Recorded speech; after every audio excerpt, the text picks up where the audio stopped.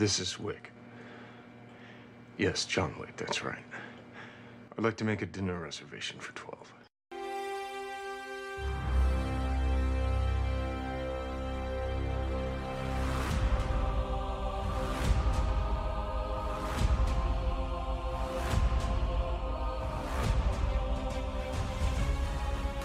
Welcome back, everyone, to another episode of Talking Smack, where we talk superheroes, movies, animation, comics, and much, much more. I am your host, Josh Scar, and joining me, as always, is my co-host, the wildless tabaxi that everyone loves. I'm sticking with wildless. I don't care.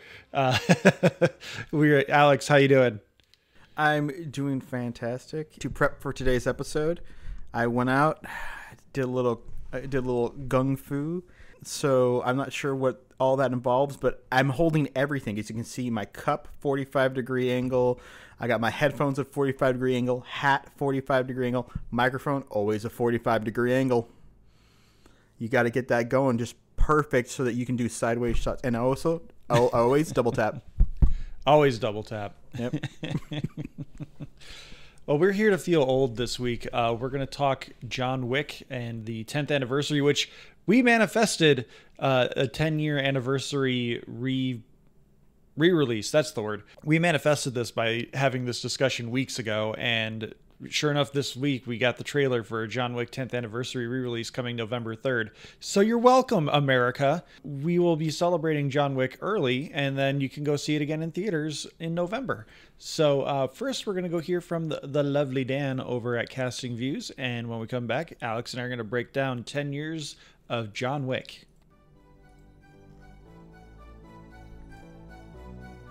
Fancy taking a humorous trip down a random topic each week? You do? Well, you're in luck.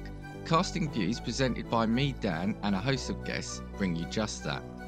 With topics from the world of entertainment, science, sport, and everyday life, there's bound to be a topic that's going to inform and amuse. Catch Casting Views every Sunday on all listening platforms now. The lovely Dan, the loveliest of lovely men out there. So we're here to talk John Wick, specifically John Wick 1, 2014's version that we didn't know if this was going to get a sequel or not. I very distinctly remember having heard about John Wick. I don't remember where or how. I just remember somewhere along the... I think it might have been the Weekly Planet. They talked about this Keanu Reeves movie, John Wick, that was very good. And I was just like, oh, okay, let's look into that. And then I think by the time I had heard about it, it was coming out on DVD or Blu-ray pretty quickly. So I was like, okay, putting it on the list, and bought it, watched it a couple days later, and yeah, very excited that it has had the success that it's had. It more than doubled its budget, which I think the budget alone is kind of miraculous. It had a budget of $20 million, and it made a worldwide gross of $86 million. Pretty much a perfect 50-50 split of $43 million domestically and internationally. Obviously, $86 million doesn't sound like all the money in the world, but for an R-rated movie that came out in the middle of October, the back end of October in 2014, that's pretty good money. Yeah, I didn't see the first one in theaters. I've seen the next three in theaters. To me, this franchise was kind of like the Saw franchise, in which I heard the first one was good and watched it on video. It was like, oh yeah, it was really good, so I'll go see the next one in theater. Which, of course, Saw now has, I think, 75 sequels with another 85 planned. Poor Tobin Bell. That man's never going to get rest. But this came out during a part where a part of Keanu's career where he was firmly on like a lull. You know, after the Matrix franchise kind of happened, Constantine didn't really pop in 2005. I personally love The Lake House, romantic comedy with Sandra Bullock. I know others don't. But The Day the Earth Stood Still was supposed to be this big budget remake hit, and he was Klaatu and didn't really do anything.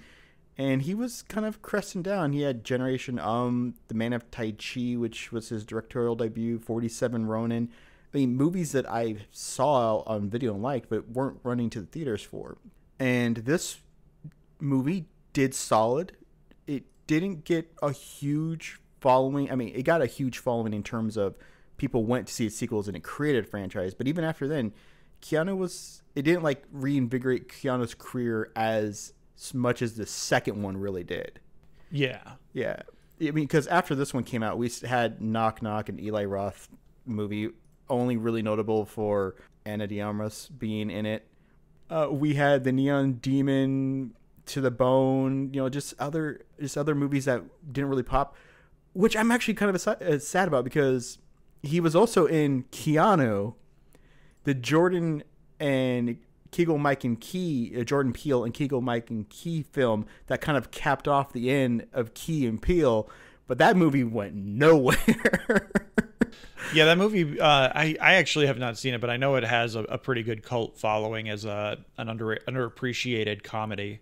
Oh, my wife and I went and saw it in theaters because we loved Key and Peele. And we're like, oh my God, they're doing a movie. It's called Keanu. It's about two guys protecting a cat. We are there. And I'm pretty sure no one else was in the theater that weekend, because that movie ended up with a total box office of 20 million.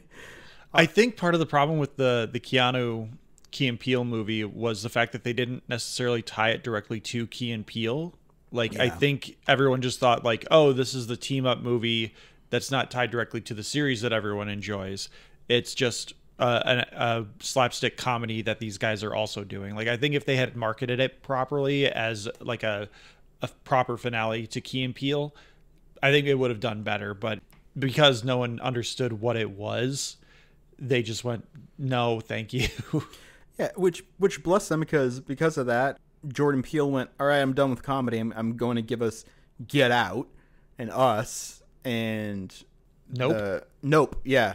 I mean, thank God for that. Thank God he went, okay, we're not being tied to doing Keanu 2 or, some kind of remake of like the Bad News Bears or the Replacements or something where they have to, well, you did a funny like buddy comedy, now you have to do a funny like sports one, because people really love those sports ones that you did from Key and Peele. The McCringleberry, yeah. The Rise of McCringleberry. Yeah, but it can't.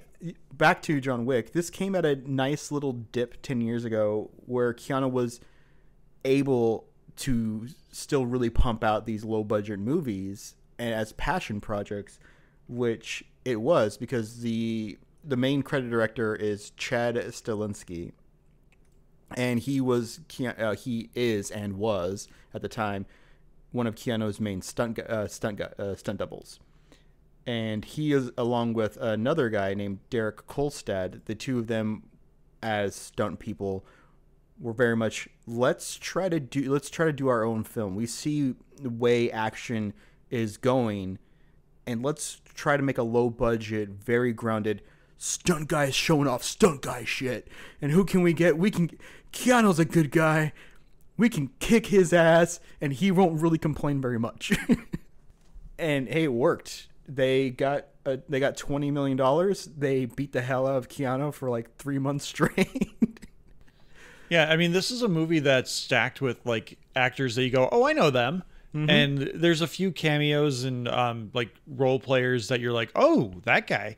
Like Willem Dafoe showed up. I watched this for the first time in probably like 3 or 4 years. And I just, because of everything that's happened over the last 4 years, it's been a decade of a half decade.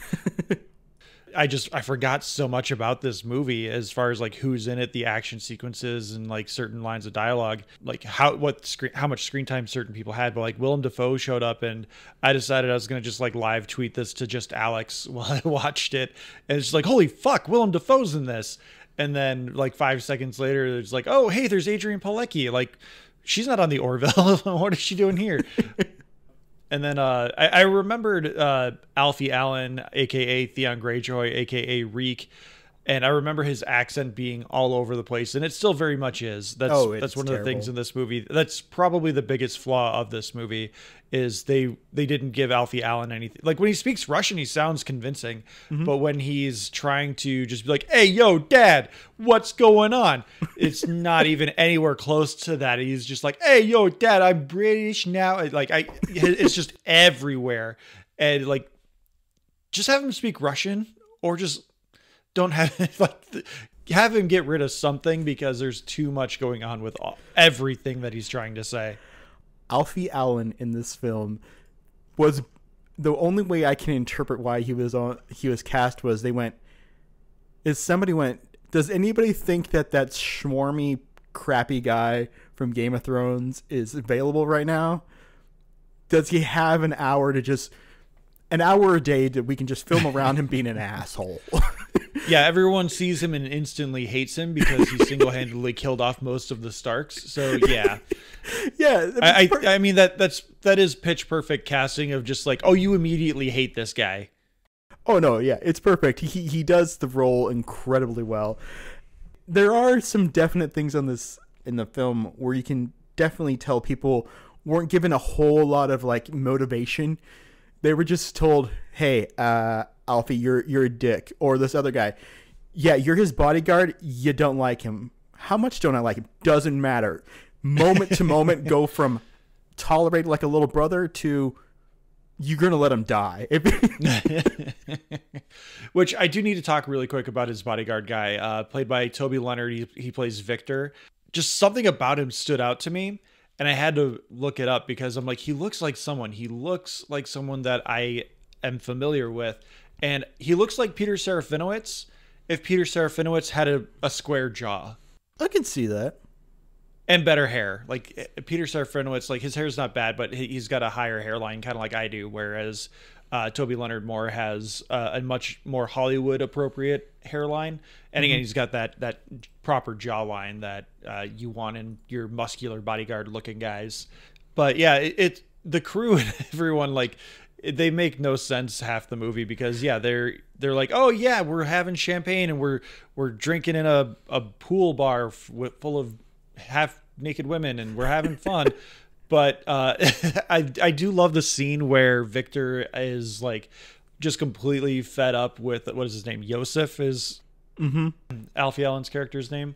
Yeah. He's just like absolutely fed up with him. He's like, I'm not being paid to babysit a toddler. I'm here to watch my boss's son stop drinking and be on guard. And he says something like, I'm not here to babysit again. And as he's walking away, Yosef, Alfie Allen, goes, I need another bottle. Give me another bottle. And I thought that was great given the context of babysitting, because he's like, he just watches Baba. Yeah. And like John Leguizamo is in this. He's also briefly in the second one. And he's this like chop shop mechanic. But even they do so much with so little in these movies. Yeah. The dialogue where he sees the car and he immediately goes, fuck. Yeah. Where'd you get this car? And they're like, I nicked it from some guy. Like, who cares? And he's just like, get it out of my fucking shop. Go. Yeah. And like, that tells you everything you need to know about John. What I love about it is that even he doesn't give a shit about who this kid is. Like, everybody who is not directly on that payroll treats him like crap. And even if you're on the payroll, you know there's a big amount of leeway to how much crap you can give him. It's just great. The plot of the movie, of course, hinges on the fact that John Wick's wife has passed away, who's played by Bridget Moynahan, who I don't remember if they've only used flashbacks of her for the other films or have filmed a little bit more because the fourth movie does have some more flashbacky elements. And so I'm not really sure, but when I realized it was Bridget Moynahan, I suddenly realized she's also been utilized in the same role for the Mission Impossible franchise, where it's like, you're going to kind of feature heavily in one film and then kind of flashbacky, and you might have a scene like 3 movies down the road.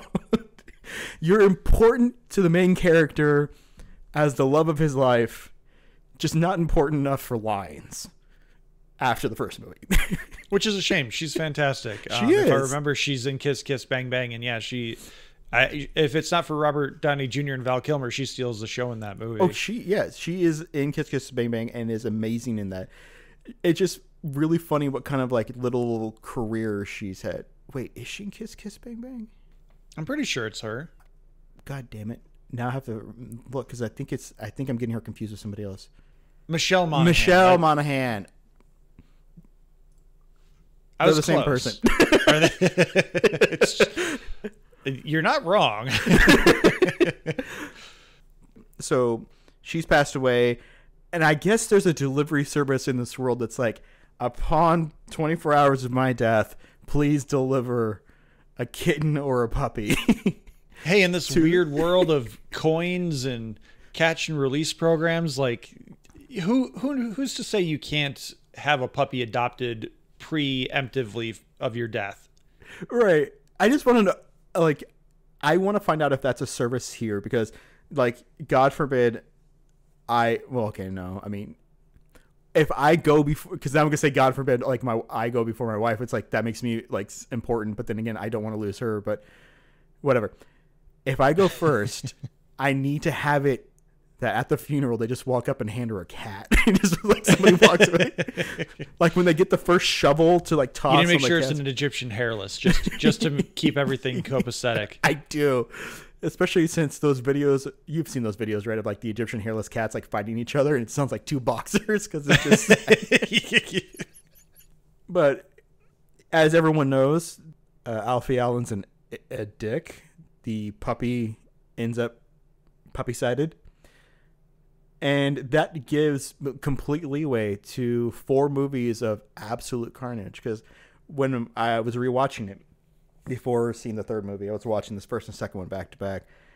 My wife was like, "Is that the beginning of John Wick?" And I was, "Yes." And then she hadn't seen them, and she said, "Has it happened yet?" And I went, "No." And so she said, "Give me a message once it's over." Leaves the room. I let her know the puppy's gone. She sits down and says, "Okay, how many people are you going to kill?" I'm like, "All the people." Because seriously, the kill count I think is like 84 in the film. Yeah. Which I love is that is the kind of like disassociation that you can give, is that when you give a hero motivation, it is immediately known you're willing to basically forgive anything he does. It's one of the tropes is called like kick the dog or something like that. It's like if you want somebody to immediately be noted in a book, film, whatever, to be a bad guy, you have them like kick a stray dog or like kick a dog out of the way or something like that, because you're like everyone's like that person's completely evil. They're irredeemable because they're a monster that abuses animals. Yeah, and so that is what sets up 4 movies of carnage. Is one guy decides to be mean about a dog. Which that's still something that confuses me about. This is way off tangent, but like on that subject, in season 2 of How to Train Your Dragon, we have one of the rat catchers who has a dog, and he abuses the dog and he dies. But then they have the dog sitting there being sad that he's dead.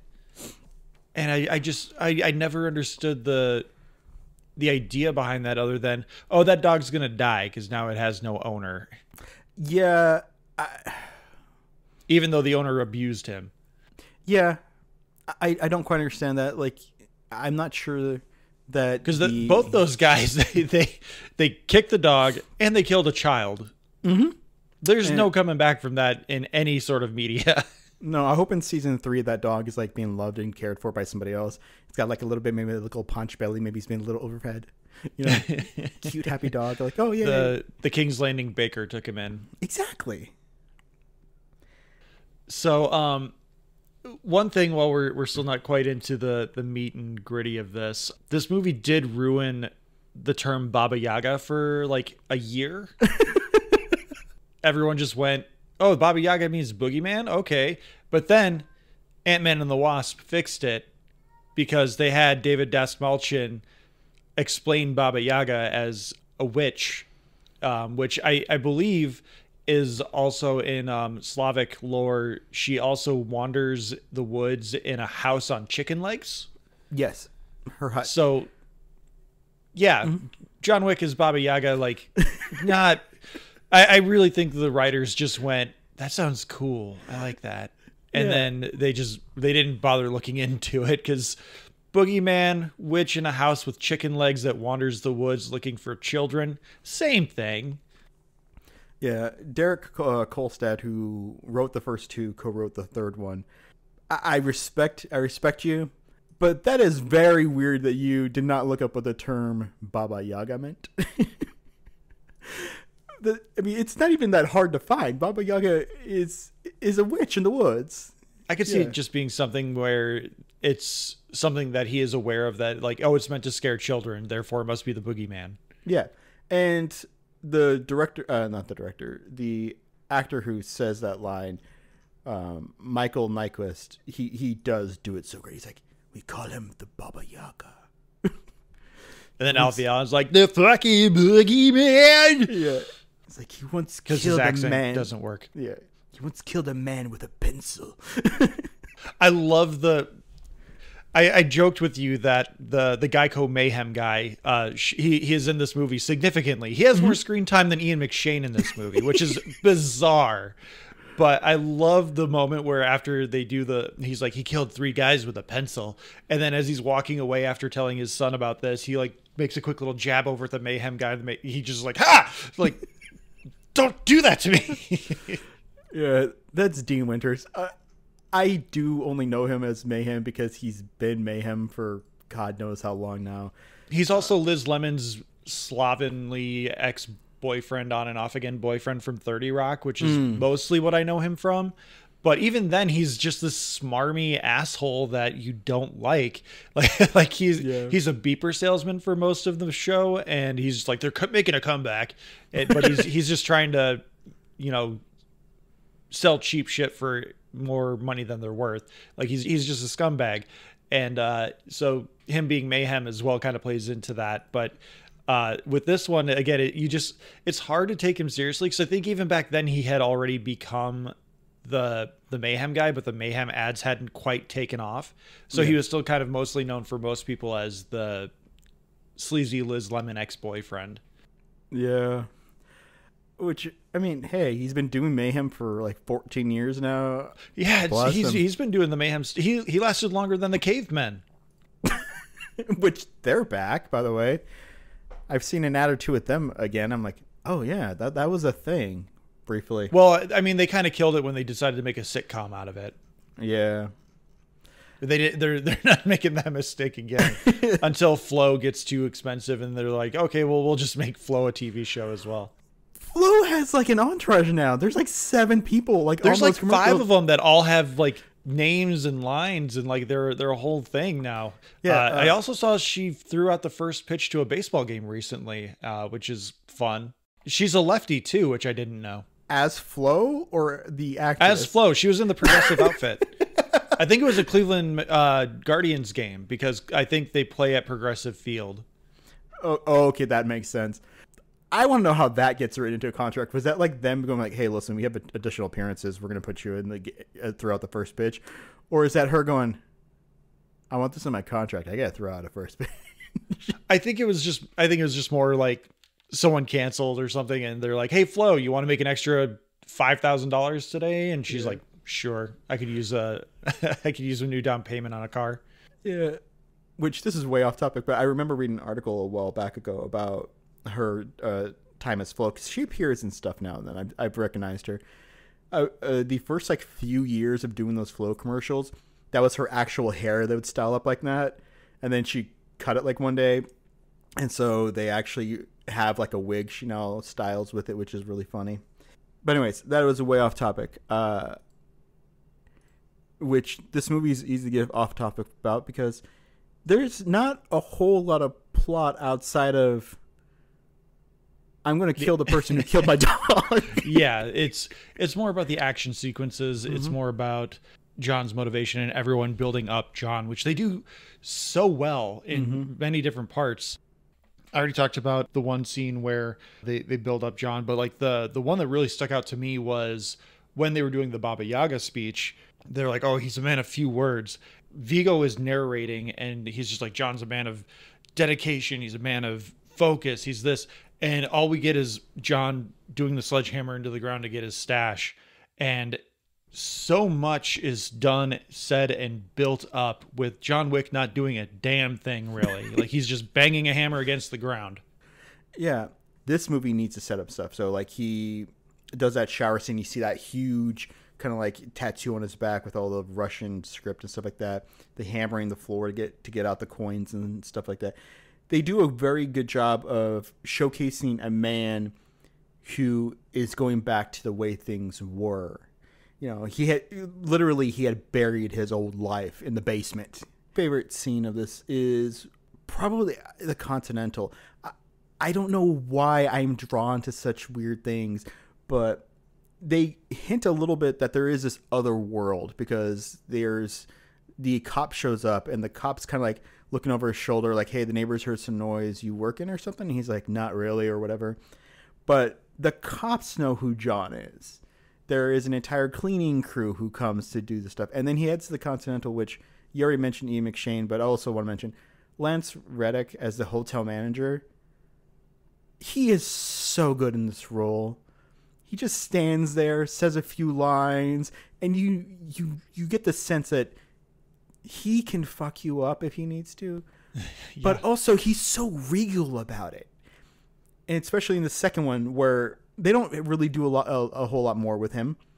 But when he takes care of John's new dog, he just immediately is like, oh yes, I'll take care of the dog. Needs to be walked like twice a day and fed. And so, they showcase the juxtapose the brutality of the world with how functional and how proper everything is supposed to be. The Continental is a very up-class place. There's rules. You don't break the rules. You don't take John's car. You don't do these things. There is a flow to this society, a progression in which you must fall into and respect. Otherwise, crap happens, as not Wonder Woman found out, because at the end of the movie. Yeah, I think this movie does the thing that every other studio is trying to do, which this is something we're going to talk about more next week, where the breadcrumbs and the ripple effect that this movie creates, and just the world building that they do, where instead of having that character that is just tagging along, being like, what's this, what's that, why you're doing this, what's going on here, it's everything is just done, and they do it in a way that John's rusty, so they're just kind of like feeling each other out, and it explains itself away really quickly and smoothly. Like when Adrianne Palicki's character attacks John in his room, and he runs into an old colleague of his across the way, where they're like, hey, what's going on? And John's just like, hey, you want to earn a coin? And he's just like, catch and release. Mm-hmm. Like, you get it. It contextually, it makes perfect sense. These coins are valuable. There's some kind of currency. They get you special privileges within the Continental, and they have their value within this world. But there's not someone sitting there going like, well, back in 1864, Abraham Lincoln, before he was assassinated, created this subsect of whatever. And like, there's no history to it. Like, you don't need the history lesson. You just need to understand how it works in this world. And this movie does all of that perfectly. Like, you can't even say they do it beautifully, they do it well. They do it perfectly. Yeah. And studios, for some reason, don't understand this. So one of my favorite world building exposition moments is back in the first Matrix movie. So many novels, so many movies. If it's a new franchise or whatever, you have to have the new character, the blank slate, who shows up and needs to learn about the world and introduce you to it. And of course, it's Neo in that film. And this scene shouldn't work, in which it's the first time Neo is jacked back into the Matrix with the chair and the TV and Morpheus telling him, and it's a lore dump. It's like a 4 or 5 minute lore dump of him talking about what happened to the real world and the machine world and all that stuff. That shouldn't work, because it is 5 minutes of let me explain it to you. But it does, because of the way they framed it, the way it was explained, and you get to follow Neo's journey of confusion, disbelief, all that very quickly. And of course, they also have that moment at the end which isn't also explained, which is they get Neo out of it because he says, get me out, I want out. And they yank it, and Cypher's saying, he's going to pop, he's going to do it, he's going to pop, you shouldn't have done this. Which does beg the question, do people, when they find out, do they have an aneurysm? Is that what the pop was? Or is the pop he yaks? It's because if he's going to throw up, why didn't he say, hey, he's going to vomit? No, he says he's going to pop, and everyone's super concerned about that. This movie as well explains without explaining, like you said. And that is the richness of this universe and why it works. When Adrianne Palicki, later on, she has violated the creed of the Continental, which they explained. You remember, Continental's neutral ground. You don't work in the Continental. What is it? No work or no... I forget the exact terminology. No work can be done on Continental grounds, essentially. No assassinations, no contracts can be processed on continental grounds. But she violates that, and it's very simple. At the end of the movie, you realize the consequence of that, which is also one of those weird things. She walks into this area, and she's surrounded by like 6 people, and they all shoot at once. One of those people's got to miss, right? One of those other people took a bullet, but it works within the function of the movies. They've set up the guardrails of what is and isn't allowed so well, and I respect the hell out of that. Yeah, and I just have to praise Ian McShane here. He has 2 scenes, really. The first one where John shows up and he's just like, hey, I need to find Viggo's son. Tell me how to do it. But the way he has such a warmth to him, and the way when he sees John, he's like excited and he's happy to see John. Jonathan, like it rolls out of him, and you just feel it like, oh, this is a good guy. We like him. Oh yeah. And I was shocked that this is the only scene we got with him, because Willem Dafoe's character kind of serves the Winston role that we get in the sequels. With this one, I was just kind of shocked at how little we got, and maybe that speaks to their plan and their hope for sequels and the world building that they were creating. And it just, I can't praise Ian McShane enough for creating a character that felt fully rounded for having 10 lines of dialogue, maybe. Yeah. I do think that this movie, and the others have fixed it, does suffer a little bit from third act issues, because once Wick gets the son, takes him out, Joseph, the natural conclusion is, okay, the film's over. It was a brisk, like maybe 80 minutes into that time. I don't remember how long the film is, but it doesn't. It's about really, 100 minutes. Yeah, it doesn't really overstay its welcome, and you're like, okay, it's done. But as we mentioned, Willem Dafoe a few times, he plays this other assassin who has been hired because, hey, I don't want my Viggo doesn't want his son to die, so hey, we're gonna put a contract out, which is also what Adrianne Palicki, her character, was, and he makes a fatal mistake of actually assisting Wick, which I don't particularly like that saying. Viggo captures Wick, tortures him a little bit, and then walks away like, yeah, you're being strangled with a plastic bag over your head. You're going to die. And he just wanders away, allowing the sniper shot. Yeah, it's the James Bond stuff. That's weak. And then John chases down Viggo, and he's like, hey, listen, either you or your son. He's like, fine, kill off my son. But he somehow has figured out he was getting assistance, and so they torture and kill Willem Dafoe, which then John has to continue the murder spree, which this action film briefly becomes a car chase film, and then it is pretty unsatisfying ending to see John Wick beat up an old man.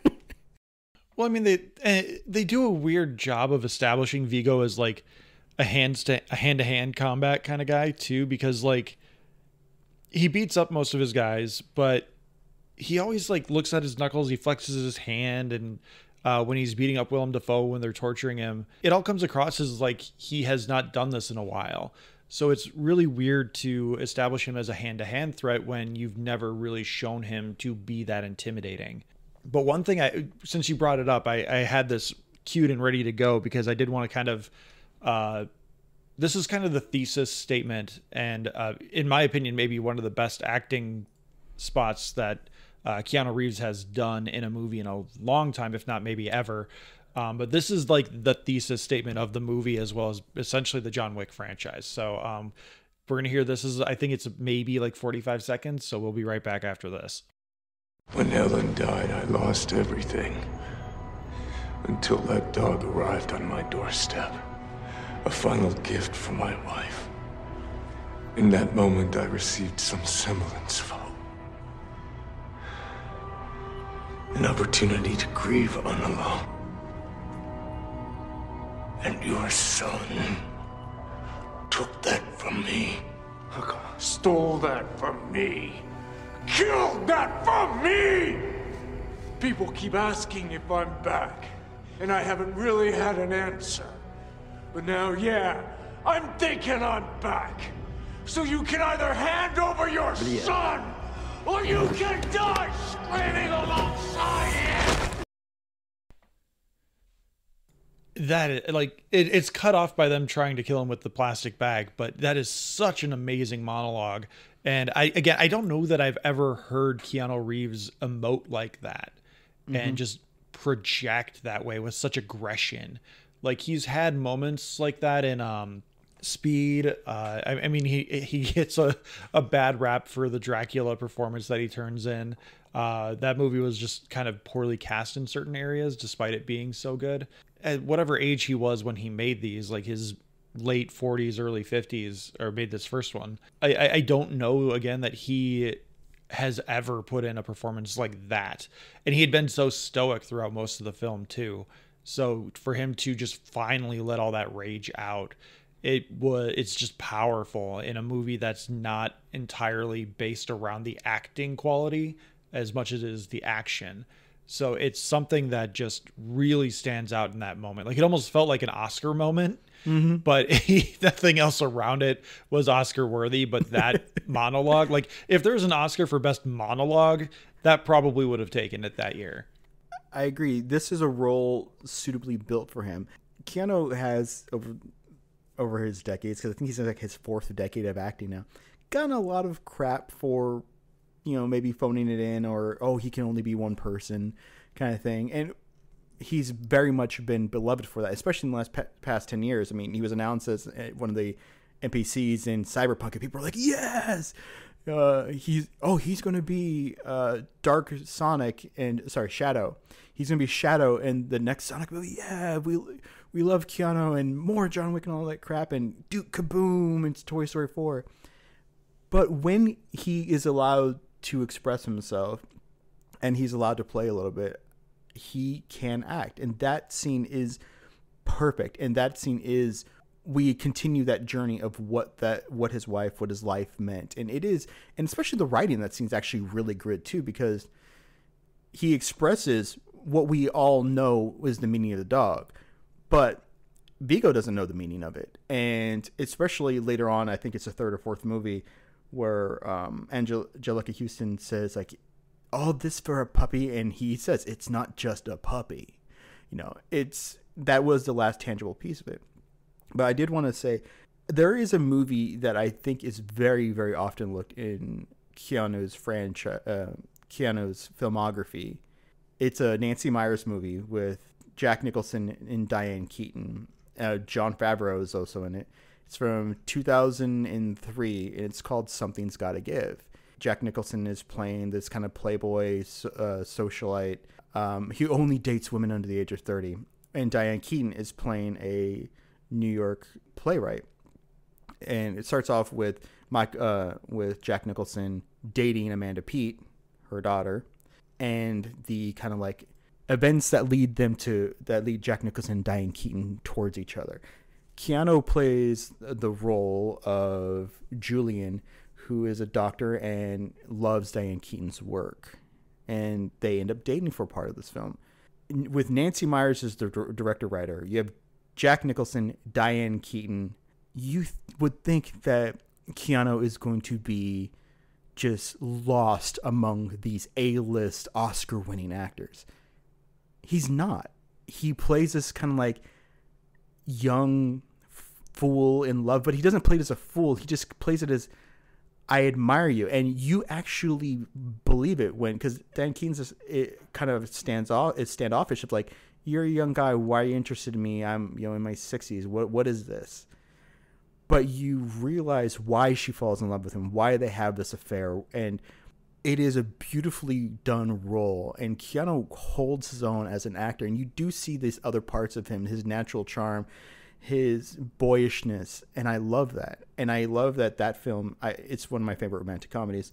And then I love that 10 years later, he gets a role in John Wick, which he's allowed to then go the opposite end of the spectrum of loss and grief and anger. And even though we don't really see it in the second, third, and fourth one, you're right. That little monologue is the foundation stone of why we will keep following him. And he sells in that moment. You're very, very right. I think that speech is probably where the writers started. Like, they just had this idea in their head and they wrote it out, and then they just kind of rippled the rest of the movie out from there. I do think you're right. One of the things that that monologue sets up that I think kind of misses the mark is that when John's going off and he's like, give me your son or you can die right alongside him. I think that would have been more powerful is if John probably didn't get to the son first. Maybe the son and dad just like decide to team up at that point and they go together. But I think the way the movie plays out still is not either. I think either ending is still pretty satisfactory. Like I said, it builds out where it leaves room for a sequel, but also at the same time, it's like, okay, it's done. He finished his mission. He's got his new dog. I guess we're done here. But again, it sets up everything that you need in the sequel. Nothing feels forced in any of the sequels. Mm-hmm. It all makes sense and it all ties together. I think the only issue that either of us have had is once it gets into the fourth film, John Wick has kind of lost his agency and he's more just a weapon for Winston at that point. Yeah. But again, we'll kind of talk about that a little bit more next week when we talk about Hollywood learning the wrong lessons from John Wick as a franchise. The only other note I have is random Kevin Nash cameo. He plays the bodyguard outside the club. And I know, right? I was just like, you get the 7-foot Diesel, Big Daddy Cool Diesel, big sexy Kevin Nash from the NWO. And all you have him do is make a quick little Russian comment about how John's going to just get to walk inside. Like, okay, that's fine. But I'm assuming he must have been a friend of the director's or something. Yeah. My only other real thing is, so Michael Nyqvist is actually younger than Keanu Reeves by about 4 years. So me saying, oh, he's beating up an old man, I have no idea if Keanu dyes his hair or not or whatever. It doesn't matter. Oh, I got 2 more things I need to talk about. But you get that beard all black with that hair, which his hair is immaculate. Even now, apparently he's about to be 60 or is 60. And yet he looks 15 years younger than the guy he's beating up.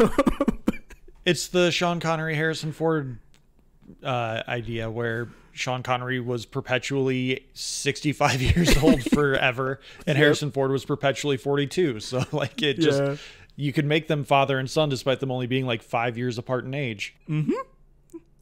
Yeah. So there's 2 things. I'll get to the unimportant one first. So this first movie takes place over the course of like 4 days. You have the funeral, you have like the puppy killing and the car jacking, you have John getting his pieces in order, and then you have like the last 2 days, which is like the bulk of the action sequences of the movie. And then we jump ahead. John Wick 2 starts almost immediately. Same thing with John Wick 3. John Wick 3 picks up almost immediately after it does pick up immediately after the end of John Wick 2. And then John Wick 4, I think, is like the biggest jump where they probably jump like 3-4 months into the future. But this is all taking place within the same year. But his hair has grown significantly. And I noticed, I was like, yeah, his hair's always been like shoulder length. And, you know, they've been pretty consistent with it. And then we start with this one. I'm like, oh no, his hair is quite short in this one. It's not the John Wick length that we're used to. Like his hair grew pretty quickly over 86 hours, something like that. Yeah. Like where I'm at right now, which is like maybe a little bit longer than what his John Wick hair is, like that took me a year. The only other thing I want to briefly mention is co-director and one of the producers, David Litch, is also an uncredited co-director. He apparently was working a lot of the scenes as well, and was a stunt guy and second unit director on a lot of stuff. Really helped balance everything out. He has gone on to do things like direct Atomic Blonde, Deadpool 2, Hobbs and Shaw, Bullet Train, and most recently The Fall Guy. So those 2 foundational directors, they have their franchises. They've spun off to do other things. Yeah. So the last thing I need to bring up is I need you to explain to me John Wick's retirement plan, because I think if there is a plot hole in this movie, it's the timeline of when he retired and walked away, because I don't understand it. We get the whole thing with the Baba Yaga and Alfie Allen's character Yosef being like he has no idea who John Wick is. So the assumption, at least to me, is that John's been out since he was like maybe 5 or 6 years old, so like almost 20 years. Mm-hmm. But then we find out that John has maybe been retired for like 5 years because he was given an impossible task by Vigo to like help raise him to prominence within this underworld. But then I think Keanu says at some point that he's been out for like 10 years. And so like I have no idea what the timeline is for John having been out. I have no idea. I don't know. It's unimportant to the plot, but it seems like they give like 3 different time frames. It's a little weird because I'm assuming that Helen and him met after he retired, or he met and then went, I need to retire. Met while he was working, and that was his reason for retiring. But what have they been doing other than having this nice house? What does she do for a living? I need a currency conversion of gold coins to USD.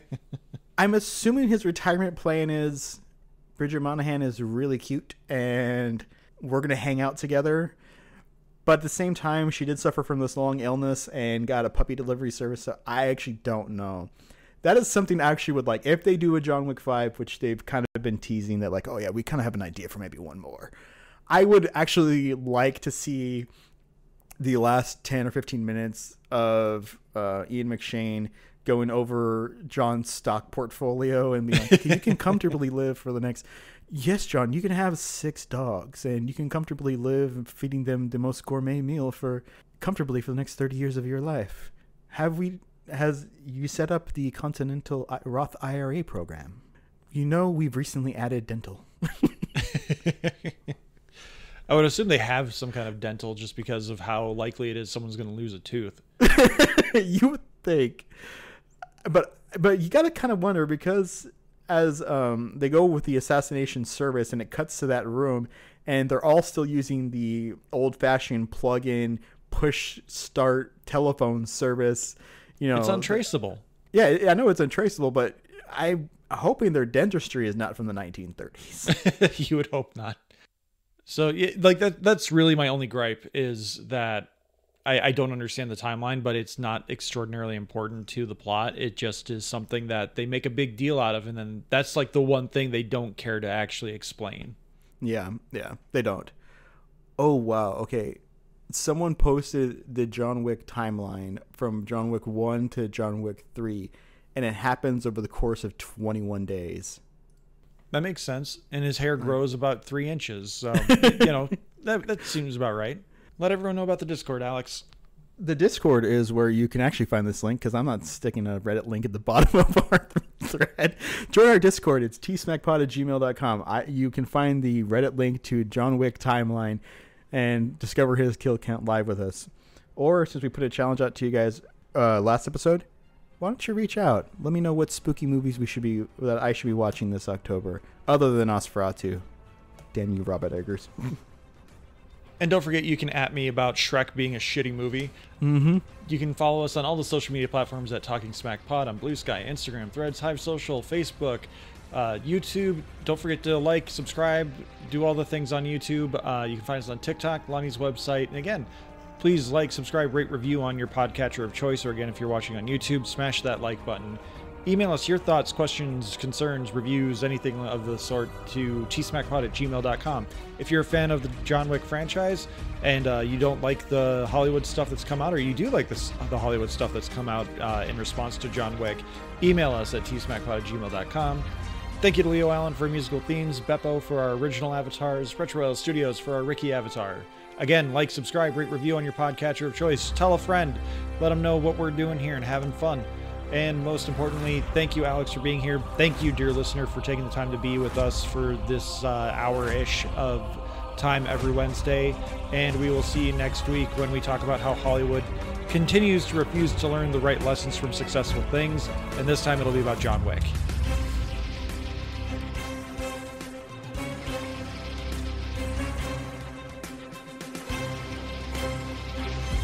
Ooh, the high table matches your income 5%. Nice. Oh, so watch Star Trek. You working again? No, just sorting some stuff out.